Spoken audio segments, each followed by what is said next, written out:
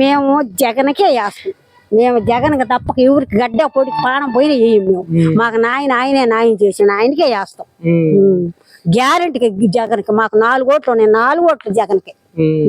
మీరు ఎంత దూరం నుంచి వస్తున్నారమ్మా ఇక్కడికి? మేమా ఆడ కొత్తగా ఇల్లు గుడిసెలు, ఆ గుడిసెల్లో ఉంచి ఇక్కడికి వస్తాం. కాళ్ళు నొప్పులు పడతాడు వాడు చచ్చినాడని. ఇంటికి వచ్చి ఇంటి వాడు తలుపు దట్టి బియ్యం, తలుపు దట్టి డబ్బులు ఇస్తాను. అట్టోడు ఇట్టాడు పని చేసిండు. అలా ఉంది జనం. కొంతమంది ముసలాం పడిపోయింది ఆడ. పడిపోయి మంచిళ్ళు ఇచ్చి మొఖం తుడిచి నేనే కోసను పెట్టామని ఇచ్చిండు. వాడు చచ్చినాడని వాడు దూము తగల. ఇంటికి వచ్చి తలుపు దట్టి బియ్యం, తలుపు తెచ్చి ఇస్తాను పించిన. ఆ నా బట్ట వచ్చి ఇప్పుడు ఇంత పని చేసిండు. వాడు ఆగుజన వాడికి ఎవరు ఓటు వేస్తారా? అసలు రమ్మనా ఓటు ఎవరు వేస్తాడు వాడికి? ఇప్పుడు ఆ నుంచి వాడికి నడిచి ఇచ్చారు, కాళ్ళు నొప్పులు పడుతున్నాడు. ఎవరా దొంగ నా బట్ట? ఓడు పొలాలు పెట్టేది. ఇప్పుడు ఆయన ఇంటికి వచ్చి ఇస్తున్నాడు. అదేనమ్మా, ఇప్పుడు అందరిలో కూడా ఇదే చైతన్యం కలిగింది. అందరూ కూడా అదే జగన్ కి ఓటేయాలనుకుంటున్నారు.